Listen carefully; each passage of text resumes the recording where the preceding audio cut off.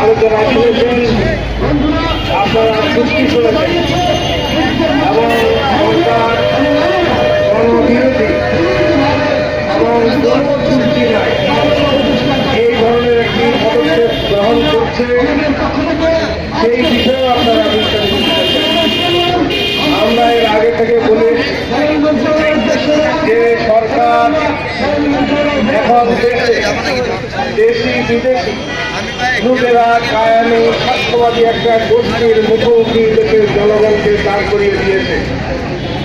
এই দেশি বিদেশি লুটেরা গোষ্ঠীর পক্ষ নিয়েছে সরকার, যেই কারণে সরকারের অদক্ষতা, সরকারের ভ্রান্তনীতি, সরকারের পৃষ্ঠপোষকতায় দুর্নীতি, লুটতরাজ, এর ফলে যে ক্ষতি হচ্ছে, এর ফলে যে ঘাটতি তৈরি হচ্ছে, সেইগুলির বোঝা জনগণের উপরে চাপিয়ে দেওয়ার এই এক ষড়যন্ত্র।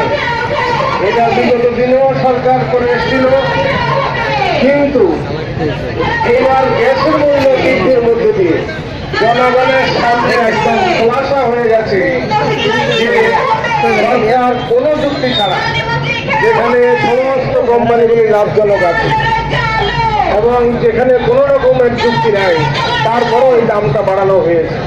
যাই হোক, আমি এই জন্য আমরা হরতাল করেছি, ঢাকা হরতাল দিবস সামনের কর্মসূচি আমি আপনাদের সামনে ঘোষণা করছি। আগামী এই 15 মার্চ থেকে 15 এপ্রিল মাসব্যাপী গণসংযোগ জেলায় জেলায় সভা সমাবেশ, 15 এপ্রিল ঢাকায় দিনব্যাপী গণ অবস্থান কর্মসূচি এখানে হবে, সারা দেশে বিক্ষোভ হবে।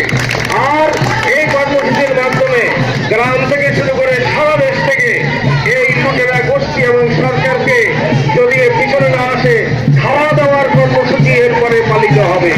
তখন আপনারা পালানোর পথ পাবেন না। ফলে সময় থাকতে এই ধরনের গণবিরোধী অবস্থান থেকে ফিরে আসুন। এই কথা বলে আমরা আমাদের এই সবার কাজ এখানে সমাপ্তি ঘোষণা করছি।